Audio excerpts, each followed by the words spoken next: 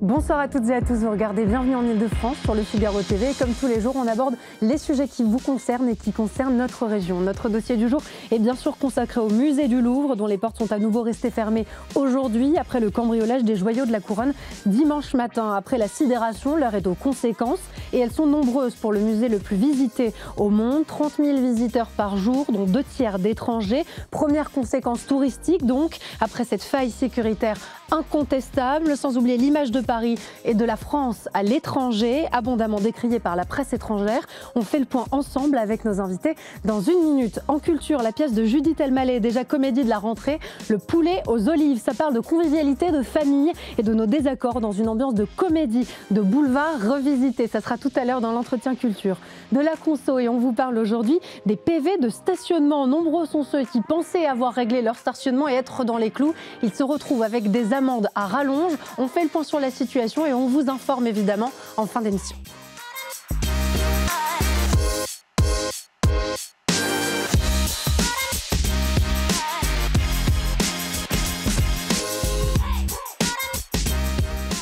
Depuis le braquage des joyaux de la couronne, la presse étrangère n'est pas tendre avec la France. Regardez, c'est une de presse étrangère. Le musée du Louvre fait la une dans le monde entier et ce n'est pas pour les bonnes raisons.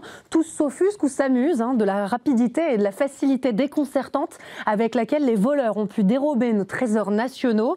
Une stupeur qui augure de lourdes conséquences touristiques dont on va parler avec nos invités en plateau et en visio. Aldric Mescar, vous êtes journaliste au Figaro. Merci beaucoup d'être avec nous. Emma Ferrand, également journaliste au Figaro. Jean-Baptiste Noé, rédacteur en chef de la revue Conflit. J'ai le dernier numéro avec moi en plateau, en visio avec nous. Frédéric Ocard, vous êtes adjoint à la maire de Paris, en charge du tourisme et de la vie nocturne. Merci beaucoup pour votre disponibilité aujourd'hui. Je me tourne vers vous, Aldric Mescar. On peut affirmer déjà que le casse du siècle a dépassé les frontières nationales. C'est déjà quelque chose qu'on peut affirmer sans trop se tromper, Oui, écoutez, oui, c'était un véritable choc culturel. Ce casse du Louvre, aussi rapide que spectaculaire, a complètement sidéré la presse étrangère. Et cette sidération, eh bien, elle dit deux choses. La première, d'un côté, une vraie inquiétude sur la sécurité du patrimoine français, et de l'autre, une forme d'ironie, voire d'amusement face à l'absurdité de la scène. De nombreuses presses, effectivement, en parlent, notamment les Espagnols qui sont les plus sévères sur le sujet. Ah, j'allais vous demander qui étaient justement les plus rudes avec nous. Écoutez, les plus rudes, ce sont probablement effectivement les Espagnols. Le quotidien madrilène El País estime, je cite, que la France a lamentablement échoué dans la prise en charge de son patrimoine. Et alors, ce qui est intéressant, c'est qu'il lie ça, ce qui s'est passé dimanche dernier, avec le contexte politique en France, et donc invite même le gouvernement français, au milieu du chaos politique, à avoir une réflexion approfondie. Donc on sent là, évidemment, la stupeur et l'incompréhension. Comment un tel braquage a-t-il pu intervenir à ce moment-là, dans un lieu aussi sécurisé? On comprend ce que vous nous dites derrière ça aussi, c'est ce laxisme ambiant. La question sécuritaire, qui est un sujet abondamment traité par les médias nationaux en France, finalement retranscrit dans cet événement dimanche matin et ce cambriolage au musée du Louvre. Oui. Et pour continuer sur effectivement ce catalogue-là international, la BBC est toujours dans le même ton que les Espagnols qui sont fidèles, la perfide Albion est fidèle à ses principes, et donc elle s'inquiète sérieusement, elle estime que ce vol pose de sérieuses questions sur le niveau de sécurité des œuvres d'art françaises, et rappelle que le Louvre n'est pas qu'un musée, mais évidemment un symbole mondial. Donc évidemment, c'est tout le monde entier qui s'inquiète des failles sécuritaires au sein du musée le plus visité au monde. Ouais. Emma Ferrand, vous étiez sur place pour justement prendre le pouls aussi de cet événement qui dit quelque chose de la France, qui dit quelque chose de Paris. Qu'est-ce que vous avez noté sur place? On sait qu'il y avait de nombreux reporters de médias internationaux, de la presse étrangère qui étaient présents devant cette fameuse fenêtre. Quelle était l'ambiance? Eh bien, il y avait à la fois effectivement beaucoup de médias qui étaient devant la fenêtre, il y avait également beaucoup de médias qui étaient devant la fameuse pyramide. Pourquoi? Parce que ce qui a surpris tout le monde, c'est de voir que ce musée ne rouvre pas. Finalement, il y a cette stupeur aussi de se dire, finalement, lundi matin, on nous annonce que le musée va rouvrir et en fait, on arrive devant et c'est fermé. Il y a beaucoup d'agacement de la part des touristes, à la fois de la compréhension, parce qu'ils comprennent très bien l'ampleur de l'événement. Mais beaucoup de déceptions. Mais beaucoup de déceptions, parce qu'ils ont vérifié lundi matin, hier matin, ils ont vérifié si le musée était bien ouvert. Il était censé l'être. Ils arrivent sur place, finalement, les portes étaient closes. Donc il y a de l'incompréhension, beaucoup. Il y a de la déception. Et puis surtout, il y a la crainte de se dire, bah mince, on vient de loin, peut-être qu'on n'aura pas l'occasion pendant notre séjour finalement d'aller au Louvre. Oui, c'est un passage incontournable du touriste étranger. Évidemment, le Louvre, c'est une case à cocher, très difficile à dire. Quand on visite Paris, c'est un incontournable. C'est un incontournable. Tout le monde pense évidemment, quand on pense à Paris, on pense évidemment à la Tour Eiffel et au musée du Louvre. Pour tous les amoureux d'histoire et d'art, c'est évidemment obligatoire de passer par cette case-là. D'autant qu'en plus, vraiment, c'est un musée qui est très grand, donc il y a vraiment de quoi faire. Et finalement, bon, bah là, il faut trouver un plan B. Je vous propose qu'on écoute justement quelques réactions de touristes qui étaient excusez-moi, très nombreux à être déçus de ne pas pouvoir accéder au musée du Louvre. It's kind of like a Pink Panther, yeah. You know, the old Pink Panther movie from the 1970s? I don't know how they got in so fast to ticket, but whatever, it seems to me like a big issue with security. I don't know how somebody can just come in and do this so fast if there's not monitoring around. And I think they could have shut it down right away if they saw somebody. Really sad because we are going to be here for 3 days. Tomorrow is going to be closed. So, yeah, nothing to do. Yeah, we'll come back maybe in 1 or 2 years. And we come from Colombia. Yeah, it was a long trip to visit this museum, but that's the thing, you know, unfortunately. Very disappointed because we have a tour that's supposed to be for an hour, and that's why we're waiting here, but we cannot see it, so we came all the way from Las Vegas to see this, and I wish we can, but Et peut-être qu'on aurait pu mettre toutes ces choses précieuses pour notre passé, précieuses pour la valeur financière aussi. Peut-être qu'on aurait pu les mettre dans un endroit, une salle plus facilement sécurisée. Bon, il faut anticiper. Et là, il y a un manque d'anticipation. Beaucoup de déceptions, vous aviez raison de le mentionner. Ceux qui sont venus de Colombie, de Las Vegas, ils le disent eux-mêmes, et qui ne peuvent pas entrer dans ce musée du Louvre. Jean-Baptiste Noé, je me tourne vers vous. Derrière ces déceptions individuelles, intimes, est-ce que ça dit quelque chose de plus profond? Est-ce que ça peut avoir un impact durable sur l'image de la France, l'image de Paris et l'image évidemment de notre patrimoine? Oui, alors moi je travaille beaucoup avec des gens à l'étranger, des chefs d'entreprise, des hauts fonctionnaires, et on passe un peu pour des clowns, hein, il faut le dire, que ça aussi entre le sarcasme et la compassion, mais c'est une compassion un petit peu sarcastique, avec beaucoup de gens qui font remarquer qu'on est quand même un des pays en Europe avec le plus fort taux d'imposition, et des impôts pour quoi faire, parce qu'il n'y a même pas une alarme de sécurité dans la galerie d'Apollon. Donc tout cela est vu à l'étranger en fait comme le symbole des mots français. Vous savez, en 2018, il y a eu ce terrible accident à Gênes avec ce pont qui s'était effondré, ça avait fait une 50aine de morts. Ça avait été un drame pour l'Italie et pour l'Europe, ça avait révélé les failles italiennes. Et là, on est dans la même chose, c'est-à-dire le symbole du Louvre et la facilité en plein jour, alors même que des touristes étaient dans le musée, la facilité du vol est pour beaucoup d'observateurs à l'étranger le symbole de la faillite française, c'est-à-dire une France qui n'a plus de gouvernement, qui a des taux d'imposition extrêmement élevés et qui n'est même plus capable de protéger ces joyaux de la couronne. Et donc tout cela participe à une ambiance très négative. Vous avez la dégradation de la note Fitch, la note financière, et là c'est la dégradation de la note morale, de la note, on pourrait dire, de puissance de la France. Donc c'est finalement l'image de la... C'est une image et finalement, ça révèle l'image d'un pays qui ne fonctionne plus, d'un pays qui prélève des impôts mais qui n'est pas capable d'assurer le minimum, c'est-à-dire la sécurité de cette pièce ô combien importante, la galerie d'Apollon. Enfin, on sait bien que c'est quand même un des points majeurs du Louvre et un point de sécurité très important. Et donc ça révèle tous les problèmes actuels de la France. Il y a évidemment la sidération et puis finalement cette réflexion autour de ce qui est un cambriolage digne d'une série, d'un film, les questions qui sont sous-jacentes, mais évidemment cette stupeur.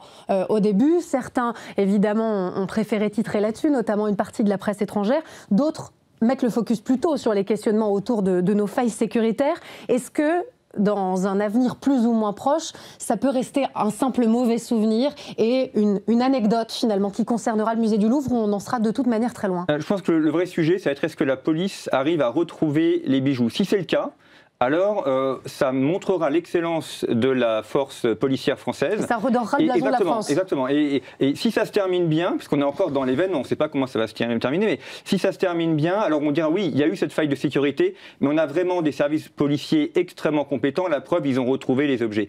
Si, ça compensera, pardon, c'est pas très élégant de le dire comme ça, mais est-ce que c'est vrai? Ça montrera quand même une certaine forme d'excellence. Si, en revanche, on ne retrouve rien, on est quand même quasiment 48 heures après. Ça n'annonce pas très bien. Ça s'annonce pas très bien. On sait bien que ça se joue dans les premières heures.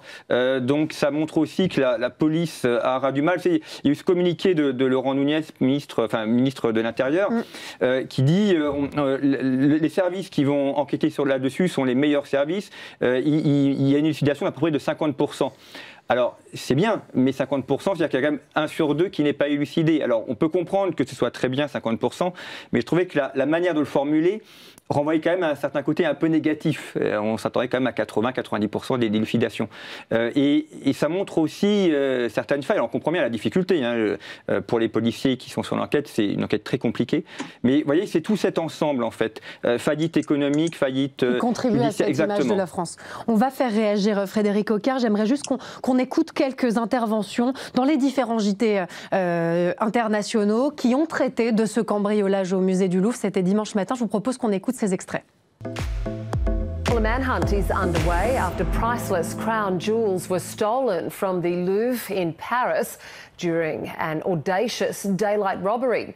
The raid was over in less than 7 minutes, exposing gaping holes in security at the world-famous French Museum. I ladri, 4 persone tuttora in fuga, sono riusciti a penetrare in pieno giorno all'interno del museo, approfittando di alcuni lavori in corso, hanno trafugato i gioielli della collezione di Napoleone. Il valore è inestimabile. 在法国巴黎的罗浮宫发生了抢案，窃贼乔装成施工人员直闯展示厅，短短7分钟就偷走了9件拿破仑时期法国王室的珍贵珠宝。法国内政部长努内兹表示，被抢文物的价值无法估量，目前嫌疑人仍在逃。 Frédéric Oquart, d'habitude, on se réjouit que l'on parle de Paris, on se réjouit que l'on parle de nos musées, de notre patrimoine. Là, on est d'accord, c'est clairement de la mauvaise presse et ça peut avoir un impact durable sur le tourisme francilien. Oui, c'est assez triste. Je ne sais pas si ça aura un impact sur le tourisme. Il faut avoir raison gardée de ce point de vue-là. Je trouve que dans ce qui vient de se passer, qui est très triste et qui est regrettable, on mélange parfois un petit peu les choses. Je veux bien que ça soit révélateur de la crise politique que nous traversons depuis plus d'1 an et demi maintenant, ce qui se passe au musée du Louvre. Mais enfin, ne mélangeons pas tout. Ce qui vient de se passer, ça révèle quoi? Ça révèle d'abord qu'il y a eu des failles dans les questions qui sont les questions de sécurité. Et de ce point de vue-là, moi, je n'accablerai pas la directrice du Louvre, Laurence Descartes, qui a tiré la sonnette d'alarme là-dessus. Mais par contre, le fait qu'il faut reconnaître que le ministère de la Culture a baissé la garde, notamment dans les dotations dans les musées et dans les dotations du Louvre, pour permettre justement de répondre à cette question, qui est notamment les questions de la sécurité. Et puis le deuxième sujet que ça pose, c'est la question du tourisme. À Paris, et pas simplement à Paris, on court depuis des années sur le toujours plus, sur le quantitatif. Et peut-être qu'il faut commencer à se poser la question, c'est en tout cas ce que nous posons au niveau de la ville de Paris, sur le qualitatif. Or aujourd'hui, par exemple, sur le plan qui est le plan de rénovation du Louvre, le fameux plan Louvre Renaissance, annoncé tambour et trompette par Emmanuel Macron au mois de février dernier, il est prévu d'augmenter la capacité d'accueil des visiteurs. Peut-être qu'il faut qu'on fasse un peu moins de visiteurs, mais un peu mieux, et qu'on travaille la question de la qualité, et notamment la question de la sécurité, parce que sinon, effectivement, on accueillera de plus en plus de touristes, mais on continuera à être la risée parce que, eh bien, on sera vulnérable. Vous savez, quand vous cherchez simplement à multiplier le nombre d'entrées, eh bien, vous le faites au détriment d'un certain nombre de choses, notamment la sécurité. C'est ce qui s'est passé là, au musée du Louvre. Malheureusement, il faut redresser le tir et il faut travailler les questions qui sont les questions de qualité d'accueil et la sécurité des biens, la sécurité qui est un patrimoine qui appartient à tous les Français. Hein, c'est un patrimoine national, donc ça appartient à vous comme à moi, à chacun des Français. Eh bien, il faut justement mieux le protéger et travailler la qualité de l'accueil, pas simplement la quantité. Emma Ferrand, qualité avant quantité. Pourtant, on le sait aussi, ça dépend des recettes de l'établissement, en l'occurrence du musée du Louvre, derrière le financement d'un certain nombre d'opérations, parmi lesquelles la restauration et évidemment la sécurisation de ces lieux. Est-ce que ça reste une piste ? Écoutez, moi, en tout cas, ce qui m'a marqué hier quand j'étais sur place, c'est que parmi cette foule de touristes, il y avait une personne, une Française, une Parisienne même, qui m'a interpellée. Elle est arrivée en disant, vraiment, elle était agacée en découvrant en fait le panonceau parce qu'elle découvrait en même temps que tous les autres que le musée était fermé. Le problème, c'est que cette femme-là, elle n'était pas touriste, elle était employée du musée du Louvre. Et elle-même disait, comment je vais faire pour aller travailler ? Je suis censée travailler, je ne peux même pas accéder à mon lieu de travail, je n'ai pas été prévenue. Et c'est là qu'elle m'a dit que selon elle, la communication du Louvre était lamentable, à la fois pour les touristes, mais également pour des employés comme elle. Ce qu'elle m'a dit aussi par rapport à ça, là où je veux en venir, c'est qu'elle m'expliquait qu'elle, ça fait 26 ans qu'elle travaille au Louvre, et ça fait 26 ans qu'elle voit le musée évoluer, qu'elle voit que ça devient de plus en plus un symbole de Paris, on l'a dit tout à l'heure, mais que justement ça glane trop de monde aujourd'hui, et que ça, justement, toutes les questions de sécurité, de qualité, en fait, ne sont plus au rendez-vous. Là où elle m'a interpellée, c'est aussi, du coup, sur cet aspect de quantité, ça découle forcément sur la sécurité, en fait, en disant... Les jauges sont trop importantes et donc derrière la sécurisation est plus complexe. Il y a trop de monde et ça ne suit pas. Les moyens ne sont pas là pour suivre, en fait, en réalité. Et c'est ça qui l'agace. Frédéric Ocard. Oui, je me permets de réagir parce que je suis d'accord avec votre intervenante sur le plateau. C'est cette question-là. Au point de départ sur le Louvre, je rappelle, il y a 4 ans, il était prévu de plafonner à 30 000 entrées par jour. Et là, maintenant, dans les plans qu'on a pour 2028-2029, on veut passer à 35 000 entrées par jour, justement pour augmenter les recettes. Mais la question n'est pas celle-là. Si on passe à 35 000 €, évidemment, c'est plus compliqué de travailler la question de la sécurité quand vous avez 35 000 personnes par jour que 30 000. Nous, pour ce qui concerne la ville de Paris, la Tour Eiffel, nous avons choisi sciemment de plafonner le nombre d'entrées à la Tour Eiffel parce que nous nous sommes rendus compte que des questions qui sont des questions de sécurité ou des questions de malveillance, par exemple des gens qui escaladent la Tour Eiffel ou se jettent du 2e étage avec un parachute parce qu'ils veulent faire évidemment du buzz sur les réseaux sociaux, ce qui donne effectivement aussi une mauvaise image de ce bâtiment-là. Eh bien, nous avons choisi de plafonner justement ça. C'est aussi là-dessus qu'est rentré Versailles. C'est un vrai sujet aujourd'hui sur lequel il faut être. Et ce qui est révélateur, et là-dessus je suis d'accord que ce cambriolage est révélateur d'autre chose, il est révélateur de ça. Cette course au toujours plus du point de vue du tourisme, la quantité au détriment de la qualité. Jean-Baptiste Noé, est-ce que ça c'est audible pour l'international, pour des pays qui eux aussi ont des musées nationaux d'envergure, d'avoir cette réponse, de dire mais en fait c'est parce que tout simplement on accueille trop de monde et donc c'est difficile d'assurer la sécurisation et des publics et des œuvres? C'est un sujet international. Effectivement, tous les grands musées, musée du Vatican, musée de l'Ermitage, se posent cette question-là. C'est-à-dire comment bien accueillir les gens et comment assurer effectivement la sécurité. Alors de plus en plus dans des musées, d'ailleurs comme le Louvre, il faut réserver à l'avance. Si on réserve un créneau, c'est une manière aussi de fluidifier les flux de touristes. Le problème, évidemment, c'est quand vous limitez, quand vous plafonnez, c'est-à-dire que vous allez dire, vous avez le droit de rentrer, vous non. Alors sur quels critères vous le faites? Alors ça peut être sur un critère de chiffre. Bon, vous dites 30, une jauge. Voilà, une jauge, 30 000 par jour, et puis vous inscrivez à l'avance, et quand on a dépassé les 30 000, vous ne rentrez pas. On a d'ailleurs la même question dans certaines villes. Vous avez des villes en France, centres historiques, qui limitent également l'entrée dans les centres, également sur les zones naturelles sensibles, pour des questions de préservation du patrimoine sensible, naturel. Donc c'est un vrai sujet. Alors on englobe ça sous le terme de surtourisme, mais la question c'est effectivement allier à la fois le fait que on a tous envie de voir les choses et en même temps il faut préserver la qualité. Après, sur la question du Louvre proprement dit, des événements, cette nacelle qui se gare sur le trottoir en face de la grille d'Apollon, on a vu qu'il y ait 30 000 personnes ou 35 000. Ça n'aurait pas changé grand-chose. Voilà, je vois pas trop ce que ça aurait pu changer. Et là, soit il y a un problème de vidéosurveillance, soit il y a un problème d'alerte, mais c'est pas. Le problème est plus profond. Voilà, oui. c'est pas normal qu'on puisse garer une nacelle en plein jour, en plus la nuit encore, pourquoi pas, mais de plein jour, et que cette nacelle puisse monter à la grille d'Apollon, sachant que dans cette galerie, on a tous les joyaux de la couronne, et notamment le régent Louis XV. Aldric Mesker, est-ce que dans la presse internationale, on a aussi évoqué des comparaisons avec d'autres vols commis dans d'autres musées du monde, peut-être pour aller enlever un peu de complexe à Paris et au musée du Louvre, ou est-ce que finalement c'était pas le ton des papiers et on était plutôt dans l'idée de taper sur les failles sécuritaires de Paris, de la France et évidemment du musée du Louvre? Non, l'idée était tout de même de taper sur la France et sur les failles sécuritaires en employant un ton provocateur. C'est notamment le cas de The Sun à Londres, qui est adepte de ces titres provocateurs et qui a notamment titré Napoléon Gone, donc en jouant sur le mot gone, partir, pour évoquer la disparition des bijoux de Napoléon III. Mais j'aimerais simplement revenir sur ce que vous avez dit par rapport aux failles sécuritaires et si on allait pouvoir tranquillement mettre la poussière sous le tapis. En espérant que ça ne fasse pas trop de mal. En espérant que ça ne fasse pas trop de mal. Ce qui serait intéressant, c'est de regarder ce qui a été dit et ce qui s'apprête à être dit plus tard. C'est-à-dire ce qui a été dit fin janvier par Emmanuel Macron, justement, avec ce plan-là, Nouvelle Renaissance, en invoquant là une volonté ferme de rehausser les normes de sécurité et en regardant également le rapport qui s'apprête à être publié par la Cour des comptes en décembre, et le Figaro en a eu quelques lignes récemment.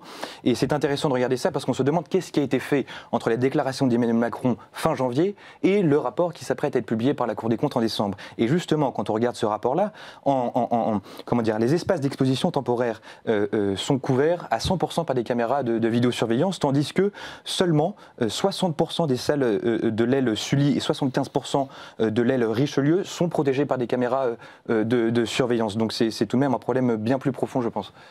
Et merci de rappeler ces chiffres qui nous montrent à quel point la marche est importante pour réussir à sécuriser correctement le musée du Louvre et notre patrimoine. Pardon, j'ai fait une erreur. C'est seulement 30% justement qui sont équipés. Effectivement. Donc 75% ne l'est pas. Ne le sont pas. Et c'était le cas notamment de la galerie d'Apollon, puisque pour l'instant on a du mal à récupérer les images de vidéosurveillance. Une question également sur la classe politique française qui s'empare évidemment de ce sujet. Certains ont évidemment décrié une forme de récupération politique. J'aimerais qu'on regarde les propos d'Yann Brossat, par exemple, sénateur PCF de Paris. C'est une honte pour notre pays d'en arriver à une telle situation. Enfin, quand même, on parle du Louvre. Jordan Bardella, de son côté, parle d'une humiliation pour la France. Est-ce que, finalement, le fait que nos politiques continuent à se déchirer sur un sujet qui pourrait faire cohésion montre encore une fois cette faillite française? Oui, alors bon, c'est assez coutumier du fait. Quand vous avez un événement dramatique, il y a toujours des récupérations politiques. Ça difficile de l'éviter. Voilà, ça peut être une inondation, un incendie, un grand accident de circulation, ou ici le Louvre. On comprend que chaque famille politique essaye de tirer ça à sa couverture. On parlait des relations, des aspects internationaux. Il y a un pays qui s'est montré très bienveillant à l'égard de la France, c'est le Vatican, et notamment un communiqué notamment des musées du Vatican. C'est le deuxième musée le plus visité au monde, qui a expliqué que ce qui était arrivé au Louvre pouvait arriver à tous les musées du monde, voilà, partout. Et je pense que ça va aussi faire une sorte de jurisprudence internationale où tous les grands musées vont vérifier leur sécurité, le Vatican, à Londres également, parce qu'on sait très bien que tout cela peut toucher tout le monde, et notamment, et là ça va être très intéressant au niveau de l'enquête, c'est-à-dire si on arrive à déterminer pourquoi ça a été commis, c'est-à-dire est-ce que c'est un vol qui a été commis pour fondre les bijoux et après les revendre, ou alors est-ce que c'est une commande. Et je pencherai plutôt pour la deuxième option. Souvent, je dis bien, je mets conditionnel, mais souvent les vols d'œuvres d'art sont des commandes. Qu'est-ce que ça changera? Alors, ça veut dire qu'on est dans un système de circuit international où en fait vous avez quelqu'un qui aurait pu payer des personnes, donc des commanditaires, pour voler et pour ensuite acquérir les biens. Parce qu'on sait bien que revendre ce genre d'objet, c'est extrêmement compliqué. Même en le fondant ou en l'indivisant, toutes les pierres précieuses sont répertoriées. On les repérera si ça arrive sur le marché international. Donc ce doit être des experts. Donc voilà, donc c'est probablement des experts internationaux. Et peut-être, alors je mets le conditionnel, mais on est peut-être sur un vol international. Frédéric Coquart. Oui, si je puis me permettre, parce que je partage une partie de ce qui est dit, mais par exemple, si vous prenez l'exemple de augmenter le nombre de caméras de vidéosurveillance sur l'ensemble de la totalité du Louvre, encore que dans cette pièce-là, il y en avait, puisqu'on a vu les images des voleurs avec leurs disqueuses attaquer dérober les bijoux. La question, c'est une question d'investissement. Il faut aussi, dans cette question-là, se poser la question, le ministère de la Culture a baissé ses aides Louvre. Quels investissements aujourd'hui on met au niveau des musées, que ce soit celui du Louvre ou Orsay, à Versailles, bref, tous les grands musées de ce point de vue-là? il faut que le ministère de la Culture et la ministre de la Culture se réveillent là-dessus. Parce que s'il y a une interprétation politique à faire, elle peut être évidemment dans la polémique, et on a l'habitude de ça en France, mais peut-être la conséquence serait de dire qu'il faut qu'à un moment donné, eh bien, le ministère de la Culture arrête de baisser ses subventions au niveau du Louvre, ses aides d'équipement, d'investissement dans le domaine de la sécurité. C'est par exemple ce qu'on dit, toutes les organisations syndicales qui travaillent au Louvre, tous les gens qui travaillent au Louvre, c'est ce qu'ils ont réclamé en disant mais on nous a baissé les moyens là-dessus. Et par exemple, ça n'aurait pas changé les choses, mais il y avait par exemple 4 personnes simplement qui assuraient une ronde entre guillemets dans la galerie d'Apollon, alors qu'il y a 3 ou 4 ans, je crois, ils étaient 6 ou 7 à ce moment-là de la journée. Tout ça, c'est des questions de moyens. Et les moyens, pour l'instant, ils n'y sont pas. Donc s'il doit y avoir un réveil du côté des politiques et du côté du ministère de la Culture, il est à cet endroit-là. Des moyens pour la sécurité dans les musées. Parce que ce qui a été dit là et ce qui montre, c'est qu'en réalité, on va peut-être en avoir d'autres des cambriolages. Parce que peut-être qu'il y a d'autres endroits dans lesquels c'est facile de faire les choses et peut-être dans lesquels il y a des failles justement là-dessus. Je ne l'espère pas et je ne le souhaite pas, bien évidemment. Mais il faut mieux prévenir et il faut prévenir maintenant de ce point de vue-là. Justement, en réaction aux propos de Frédéric Ocard, est-ce qu'on doit attendre du gouvernement une réponse forte, des mesures fortes pour redorer l'image du Louvre, de Paris, de l'Île-de-France? Est-ce qu'on doit attendre, je ne sais pas, le départ de Laurence Descartes, un changement au ministère de la Culture? Ça a été demandé évidemment par certains partis politiques. Est-ce qu'on doit s'attendre à ça? Ça, c'est une bonne question. Moi, je pense qu'il y a de toute façon, comme le disait M. Ocard, il y a aussi d'abord un manque de moyens, ça on le sait, et qu'il y a peut-être des façons aussi d'y remédier assez simplement. La vendeuse dont je vous parlais tout à l'heure, elle me proposait, quand j'échangeais avec elle, elle me disait, par exemple, pourquoi pas pour les étudiants, pour ceux qui ont moins de 26 ans, où aujourd'hui ils ont accès gratuitement au musée, pourquoi pas leur demander au moins 1 euro symbolique? L'air de rien, il y en a beaucoup des jeunes comme ça qui arrivent, et ça ferait un petit peu d'argent supplémentaire dans la billetterie. De l'argent qu'on pourrait donc réinjecter. Donc il y a des pistes qu'il va falloir creuser sur cette question plutôt de la sévérité des mesures qu'on peut attendre. Oui, peut-être effectivement la question de la sécurisation. Alors ça se pose sur le Louvre, ça se pose sur beaucoup d'autres bâtiments. On l'a vu avec Notre-Dame de Paris, on l'a vu avec la cathédrale de Nantes, avec un système électrique obsolète. Donc c'est aussi une vraie réflexion sur la politique culturelle. Est-ce que la politique culturelle de l'État, c'est la création, ou est-ce que c'est l'entretien du patrimoine? Et aujourd'hui, alors c'est un vrai débat politique. Il ne s'agit pas seulement de changer une personne. En fait, c'est un vrai sujet politique.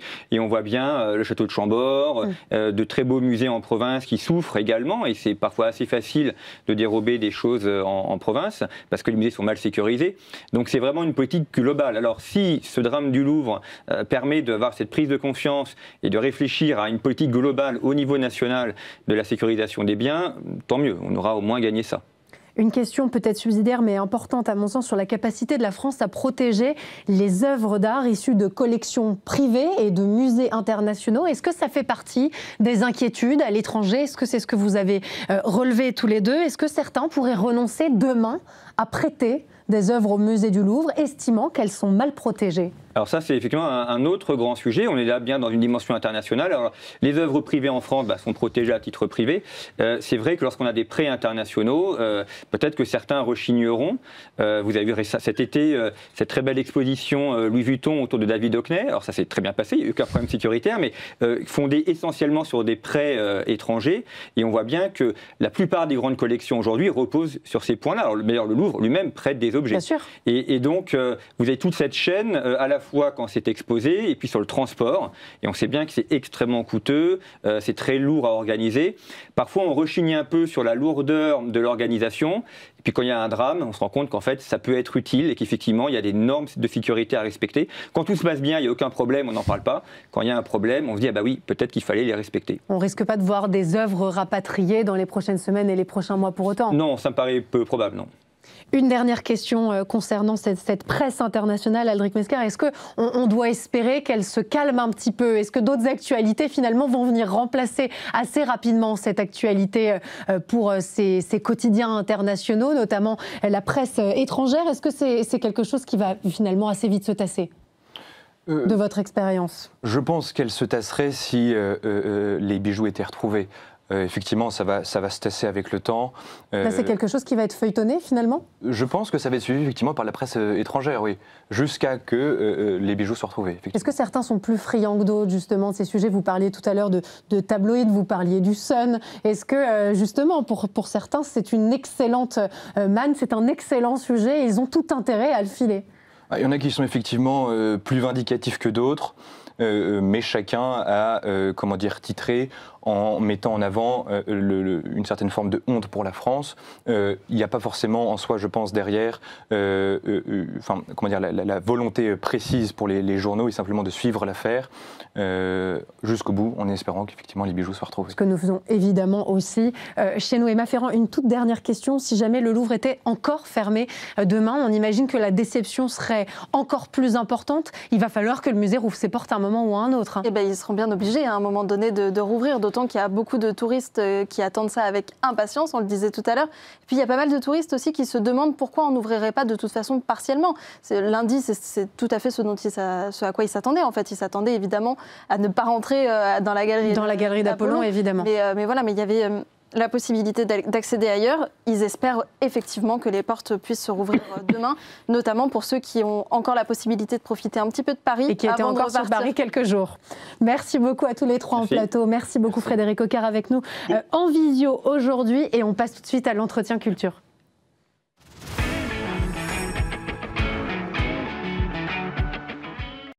Menu du jour, dans l'entretien culture, le poulet aux olives, une pièce signée Judith Elmaleh qui célèbre la convivialité, les échanges intergénérationnels et le vivre ensemble. Je vous propose qu'on regarde la bande-annonce ensemble et on se retrouve tout de suite en plateau. Ce soir, j'ai fait ton plat préféré. Poulet aux olives. Poulet aux olives. Allez. Oh, c'est toi la meilleure. Ouais, mais dis-le à ta femme.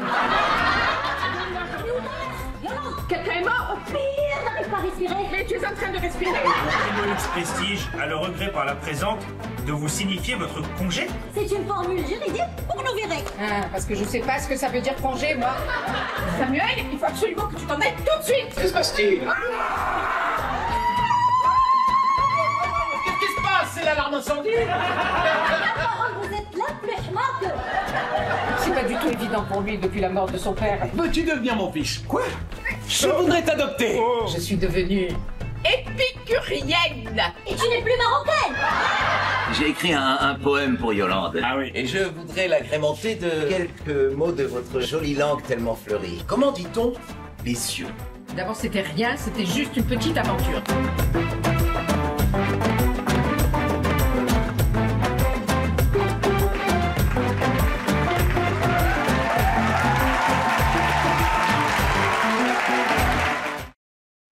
Judith Elmaleh, je vous vois danser, vous êtes l'auteur de cette pièce.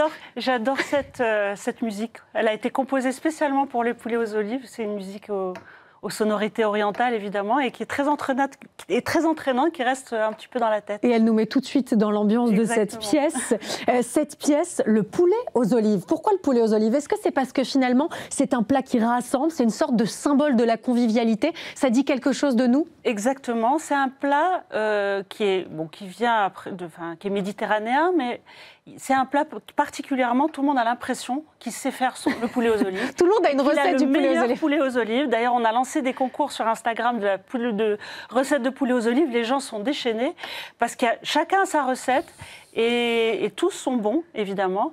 Et nous, ce qu'on essaye de dire avec cette pièce, c'est que la meilleure recette, c'est celle qu'on partage, quelles que soient nos différences, parce qu'on a des personnages très différents, chacun avec sa culture. Très haut en couleur. Très haut en couleur. Ils viennent chacun d'une génération différente. Et tout ce petit monde vit ensemble autour d'un poulet aux olives. C'est une sorte de métaphore qui nous permet de parler de convivialité, vous l'avez dit, parce que c'est vrai que la gastronomie, c'est un moment où on se retrouve autour de la table, on n'est pas forcément d'accord, on a d'ailleurs le droit de ne pas être d'accord, d'assumer ces désaccords-là, mais on se retrouve autour d'un plat, d'un refuge finalement, qui est symbolisé par ce poulet aux olives, qui est à la frontière aussi entre nos libertés et nos traditions, entre une certaine idée de la modernité, et puis ces plats, refuges, qui nous font penser à notre enfance, à une certaine idée de la vie. Exactement, et ce qui met la puce à l'oreille de de Samuel, le fils de Yolande, notre héroïne, c'est que son poulet aux olives, ce jour-là, n'a pas le même goût que d'habitude. Elle a ajouté une épice folle pour le poulet aux olives, c'est la marjolaine. Et ça lui a mis une puce à l'oreille, c'est que sa mère a changé, c'est qu'il y a quelque chose qui a changé dans la vie de sa maman. Et il ne va pas être déçu, effectivement, sa vie a changé.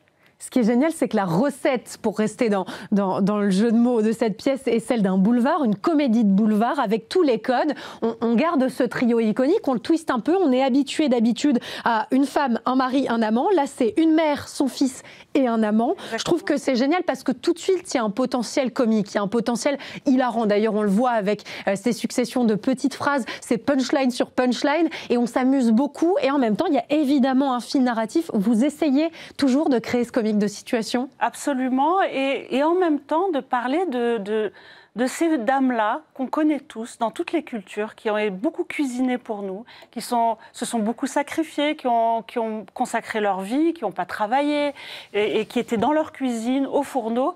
Qu'est-ce qu'elles font quand on rentre chez nous? Qu'est-ce que font nos grands-mères, nos mères quand on rentre chez nous? Elles sont aussi des femmes.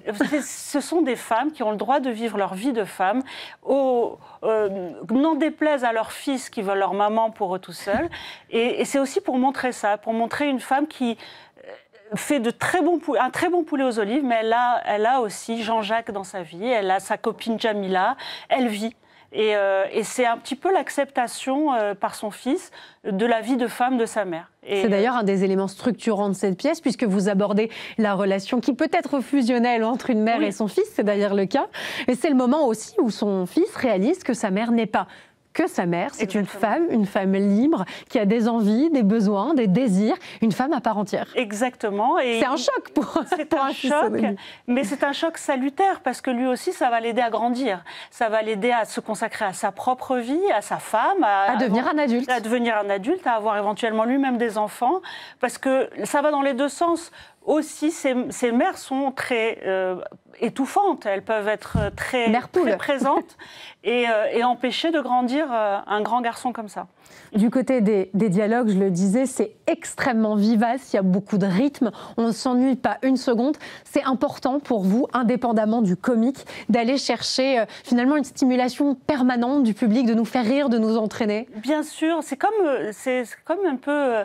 c'est de les mettre dans une espèce de danse et qui se mettent à danser avec nous, avec les mots. Et à la fin de cette danse, on s'est dit, mais mince, c'est déjà fini. C'est déjà fini. Et puis, j'ai compris certains messages. En rigolant, etc., j'ai compris que ce fils-là va grandir, que cette dame-là va évoluer, qu'elle a une amitié très forte avec alors qu'elle est juive, une amitié très forte avec sa voisine musulmane. Tous ces messages sont passés et on a bien rigolé en même temps, donc tant mieux. Oui, parce que c'est avec notre quotidien que vous jouez, c'est avec des thématiques du quotidien, des choses qui nous concernent tous, la famille, les disputes de voisinage, les histoires de cœur qu'on n'avait pas vu venir, sauver un immeuble de l'expropriation. Finalement, c'est des thèmes de notre quotidien qui peuvent paraître assez banals, et tant mieux, puisque c'est là où on peut s'identifier. C'est important pour vous que dans la salle, le public s'identifie, et en douceur, comme vous le disiez? Qui s'identifient eux-mêmes et qui identifient les gens qui les entourent. Moi, si quelqu'un sort de là en disant « mais ma mère ou ma grand-mère ou ma tante », si ça se trouve, elle aussi, elle a envie d'être plus libre, elle a envie de vivre sa vie de femme. Et déjà, là, on aura gagné, avec mon co-auteur Nicolas Anobo, on aura gagné une sensibilisation des gens à ces femmes-là qui ont un vrai rôle dans notre éducation et dans notre mieux-être dans la vie, quoi. Pour vous, intimement, c'est un hommage que vous rendez, je ne sais pas, à votre maman, à votre grand-mère, à une tante, à des femmes que vous connaissez? À toutes les femmes de ma famille qui nous ont éduquées sans avoir été elles-mêmes à l'école. Moi, j'ai eu une grand-mère qui ne savait ni lire ni écrire. Elle faisait du poulet aux olives? Elle faisait évidemment, évidemment. Mais elle savait ni lire ni écrire, mais elle avait une sagesse et elle nous la transmettait. Donc, c'est rendre hommage à ces femmes-là. Ces femmes, vous les mettez en avant, deux femmes fortes, Yolande et Jamila, qui sont liées par une très grande amitié. C'est aussi un des thèmes que vous abordez, l'amitié. Oui. Et j'irais même plus loin, la sororité. C'est un thème à la mode. Est-ce que pour autant, vous y croyez? Est-ce que ça existe toujours, la sororité? Moi, j'y crois à fond. D'accord. J'y crois d'abord parce que je veux y croire et parce que ça existe. Je l'ai connu à maintes reprises. Et la sororité, ça peut être la sororité comme ces deux femmes, c'est-à-dire avec des désaccords, avec de l'énergie, du répondant. Exactement. C'est pas une sororité condescendante. C'est une sororité avec de la vie. Et la vie, c'est les désaccords. J'aime bien la manière dont vous présentez ça, c'est intéressant. On n'est pas obligé d'être dans un truc un peu béat d'admiration pour l'autre et de considérer qu'on est forcément lié à la vie, à la mort, que finalement on peut avoir des désaccords, mais rester solidaire de l'autre. C'est un peu ce que veut dire cette pièce. On n'est pas obligé de penser pareil pour s'aimer et pour vivre ensemble. Il n'y a personne qui est d'accord là dans cette pièce, aucun. Et pourtant, ils sont là, ils s'aiment et ils vivent ensemble. Et puis, finalement, c'est la métaphore de la famille.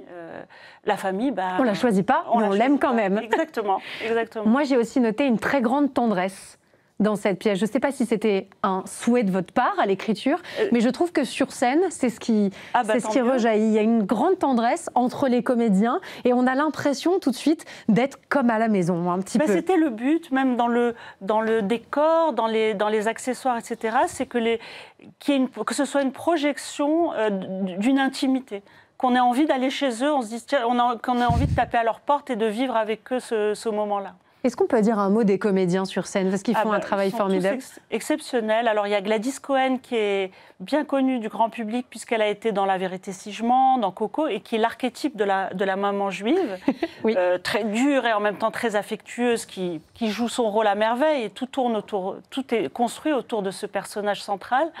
Nous avons Mouna Fetou, qui est une grande actrice marocaine, qui vit au Maroc et qui tourne au Maroc beaucoup, qui est la joie de vivre personnifiée et qui joue très bien cette femme dans la modernité et qui est un peu passée à côté de sa vie amoureuse parce elle a fait des études et elle est passée à côté de sa vie amoureuse. Et nous avons Vincent Serroussi qui vient de la scène du stand-up et qui est un super fils à maman, énervé quand il voit sa mère avec son amant, etc. Et Jean-Marc Couder, un vieux briscard, j'allais dire, du théâtre, qui joue un amant transi, poète, et qui aime sincèrement cette Yolande, qui l'a transportée dans un monde. Et il a beaucoup de tendresse, par exemple, comme personnage. Ah oui, complètement. Il rentre dans une famille où on parle fort, où on se fâche, où on crie, on s'embrasse. Et c'est tout nouveau pour lui, parce que lui, c'est un noble qui a vécu avec des parents qui lui serraient la main, et le vous voyez. Donc lui, il est rentré dans un monde enchanté, en fait. Et ça fait partie des sentiments... Il ne veut plus en sortir. Ouais, il ne veut plus en sortir. Ça fait partie des sentiments qu'il a pour Yolande. C'est cet enchantement de la vie, des couleurs, des odeurs, des parfums, des épices. Donc il est un petit peu dans un monde merveilleux, Jean-Marc. J'ai parlé de convivialité tout à l'heure.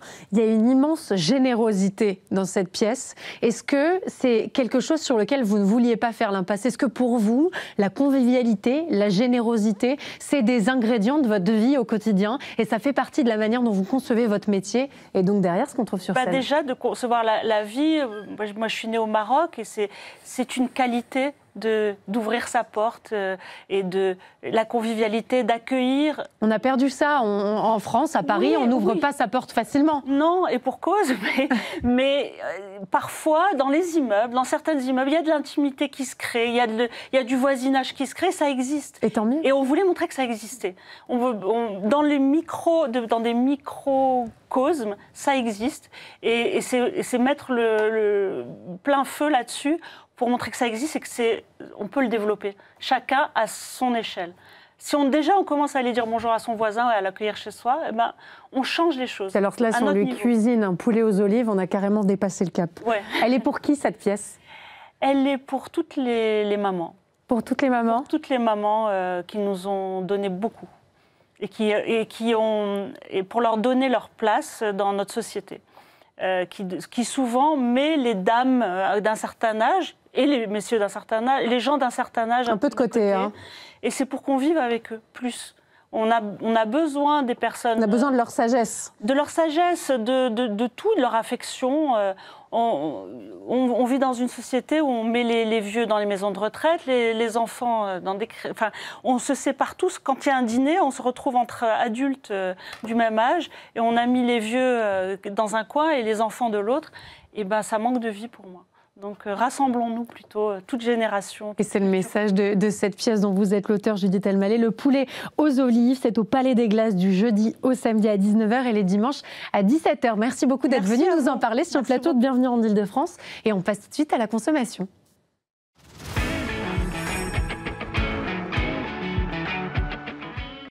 De la conso, et aujourd'hui on évoque votre stationnement qui, en plus d'être le parcours du combattant à Paris, peut se révéler être extrêmement coûteux, et ce malgré votre bonne foi évidente. On en parle avec vous, Clément Gros. Merci beaucoup d'être sur le plateau de Bienvenue en Ile-de-France. Vous êtes journaliste au service web du Figaro. Dans l'un de vos papiers, vous vous êtes intéressé à ceux qui payent leur stationnement et reçoivent quand même une amende, enfin à ceux qui pensent avoir payé leur stationnement. Exactement. Enfin, c'est important ce point quand même, parce que les entreprises concernées diraient bah non, ils n'ont pas payé. Donc j'ai été alerté d'un petit couac sur le paiement numérique. En tout cas d'une utilisatrice qui nous a alertés. Qui s'appelle Anna. Exactement, c'est elle. Anna, elle a reçu 600 € d'amende qui lui ont été réclamés donc par Pay by Phone. Elle n'avait en effet pas validé la transaction sur son application de stationnement. C'est des choses qui arrivent souvent ? Je ne saurais pas le dire. En tout cas, ce couac-là, c'est arrivé. Elle n'avait pas validé son paiement. Et en faisant l'article, on a eu l'arrivée de un ou deux témoignages en plus. Et des groupes Facebook s'organisent pour dire « Oh là là, on a du mal avec ces applications en question ». On ne saurait pas dire est-ce que c'est des utilisateurs qui ne savent pas trop utiliser un téléphone ou... Parce que concrètement, ça marche comment si on revient à l'usage ? Bah, l'usage, c'est un eurodateur en ligne, quoi. C'est-à-dire, on met sa carte bleue, on met sa plaque d'immatriculation, et puis voilà, très simplement. On choisit la durée de stationnement. La durée, et puis normalement, on a une notification, ou en tout cas, comme un ticket, mais en ligne sur l'application. D'ailleurs, ça prend plus de temps. Là, pour la première fois, c'est marrant, ça prend plus de temps que sur un eurodateur normal. C'est la première fois que le progrès nous fait prendre plus de temps. Oui, mais ça, c'est la première fois. Après, la deuxième, la troisième, la quatrième fois, ça va plus vite que sur un eurodateur. Et il faut être compétent aussi. Enfin, il faut savoir le faire. Ce qui est... Bon, on se dira... Est-ce que c'est en train de se généraliser ? Ça dépend des villes. À Paris, c'est un chiffre que j'ai obtenu, on est à 70% de personnes qui utilisent l'application pour payer le stationnement. Parce qu'on a le choix, on n'est pas obligé ? Non, il y a encore des bornes. Il y a encore des bornes. C'est d'ailleurs dans la loi, il faut qu'il y ait des bornes physiques. Il faut qu'il y ait des bornes physiques. Pour ceux qui ne sauraient pas utiliser cette fameuse application. Voilà, par exemple, en tout cas, dans la tête du législateur qui ne revient pas sur cette loi, il faut qu'il y ait une solution physique. Après, donc à Paris, 70%. Il y a des villes où c'est 20%, et il y a des villes où c'est presque 0. Ça dépend, voilà. Donc voilà, on a une forte digitalisation, mais pour les 30% qui utilisent le physique ou qui ne savent pas trop utiliser le digital, ça peut être compliqué. Oui. Alors ce que dénonce Anna, comme d'autres, c'est finalement le manque de proportion et de discernement pour ceux qui ont sincèrement souhaité payer leur stationnement, mais n'ont pas effectivement réglé la transaction. Ça, c'est la faute en partie à la privatisation du contrôle de stationnement et donc à ces sociétés comme Pay by Phone qui compliquent un petit peu la machine à suivre, la marche à suivre. C'est toujours hyper compliqué de faire des brevets de responsabilité. Bon, ce qu'on observe, c'est qu'effectivement, le contrôle du stationnement a été privatisé avec des voitures automatiques qui prennent des plaques et derrière... il y a une solution de paiement qui est déléguée à des entreprises privées. Donc c'est deux pans de la privatisation et ça peut créer des problématiques différentes. Le contrôle, en fait, le problème dans tout ça, c'est vrai que c'est une fois que la machine a sanctionné, on reçoit l'amende et comment prouver sa bonne foi. Donc il y a des solutions très concrètes, mais quand on ne les connaît pas, c'est compliqué. On va revenir sur les solutions, évidemment, mais j'aimerais qu'on parle de ce contrôle automatisé. C'est ces fameuses voitures équipées de nombreuses caméras. Qu'on voit très souvent. Et qui flashent immédiatement les véhicules qui n'ont pas payé leur stationnement. C'est imparable et ça rapporte beaucoup plus d'argent, j'imagine, que les Les personnes physiques qui contrôlaient. Et bah déjà, donc il y a un coût d'économie de contrôle humain. Bien sûr. Et ça contrôle à beaucoup plus. J'ai pas les chiffres, mais oui, mécaniquement, ça contrôle à beaucoup plus grande ampleur. Et donc, oui, ça crée plus de recettes, ça c'est sûr. Si on revient au sujet d'Anna et ses 600 € d'amende, qu'est-ce qu'en dit Pay by Phone que vous avez contacté ? Donc Pay by Phone a regardé en fait dans ces systèmes qu'est-ce qui se passait et a vu qu'elle n'avait pas été jusqu'au bout de sa transaction. Sa transaction, en fait, elle n'a pas validé sur l'appli bancaire. Donc pardon, mais c'est de sa faute. Bah, enfin oui, mais c'est pas de sa faute de recevoir 600 €. Enfin, c'est une erreur d'inattention comme à l'école. Bien sûr, ça arrive à tout le monde. Ça arrive. Donc, moi, je dirais que Pay by Phone, voilà, a un système. Bon, l'application, après, on peut toujours regarder est-ce que c'est bien fait, etc. Mais ce qui est un peu impressionnant dans cette histoire, c'est de recevoir 600 € d'amende pour un stationnement. Elle était résidente parisienne qui coûtait 9 € la semaine, quand même. Donc, on passe de 9 € à 600 €. Bon, une erreur humaine ou pas d'ailleurs. Là, il semble que c'est une erreur humaine, ça peut arriver. La problématique, c'est vraiment les 600 € d'amende. La charge de l'erreur est importante. Voilà, c'est le côté numérique, hop, ça tombe, 600 € payés. Bon, voilà, ça peut être très compliqué. Est-ce qu'il y a des solutions, est-ce qu'il y a des recours pour les personnes qui sont dans la situation d'Anna ?